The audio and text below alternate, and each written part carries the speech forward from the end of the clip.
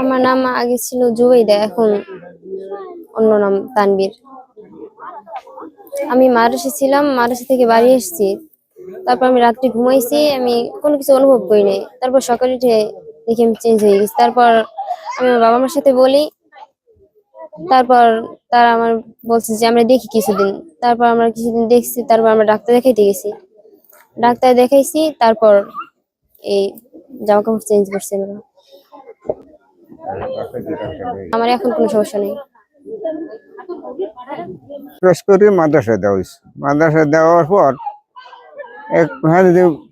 এই অসুস্থ হইবারে চোখ দিয়ে রক্ত পাইতে, নাক দিয়ে রক্ত বেরিয়েতে, যে কোনো একটা জায়গায় দিয়ে রক্ত বেরিয়েতে, আবার মাঝে মাঝে অসুস্থ হয়ে পড়তে এই মাদ্রাসা নামতাম, আবার দিয়ে দিতাম। এরকম অনেক কিছু ফৌজ দিয়ে আসি, ডাক্তার দিয়ে আসি, বহু টাকা খরচ করছি।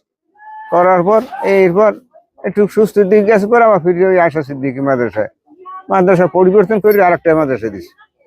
দেওয়ার পর হেন কিছুদিন পরছে অসুস্থ হয়েছে, এবার এই বাড়ি আনছি রাইতে ঘুমাই রয়েছি পর আল্লাহ দিচ্ছে, আল্লাহ পরিবর্তন করে দিচ্ছে। আমরা তো আর এসব জানি না বা বুঝিও না।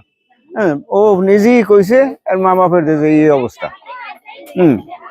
আমি পরিবর্তন হয়ে গেছি। এই করার পর এখন মানুষের শুনি মানুষের জানাবার আসুক, হঠাৎ এই করছে যে নাও তো থাকতে পারে, মানুষের আর জানি নেই। না জানানোর পর পড়াইছি ঢাকা পড়াইছি, ডাক্তার দেখাইছি, খবর দেখাইছি, কিছুদিন রাখছি, কিছুদিন অপেক্ষা করছি যে দেহি পরিবর্তন হয় না একভাবেই থাকে।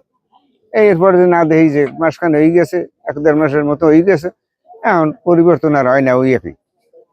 এরপর দেশে আনলাম, দেশে গতকাল সন্ধ্যায় আই পড়ছে। আজ তো এই মানুষজন বহুত এই শূন্য দেখতে আসছে। আধুনিক যন্ত্রপাতি ও বিশেষজ্ঞ ডাক্তারদের সমন্বয়, মানসম্মত চিকিৎসার পটুয়াখালীবাসীর নির্ভরযোগ্য প্রতিষ্ঠান সেন্ট্রাল হাসপাতাল, কাজীপাড়া, পটুয়াখালী।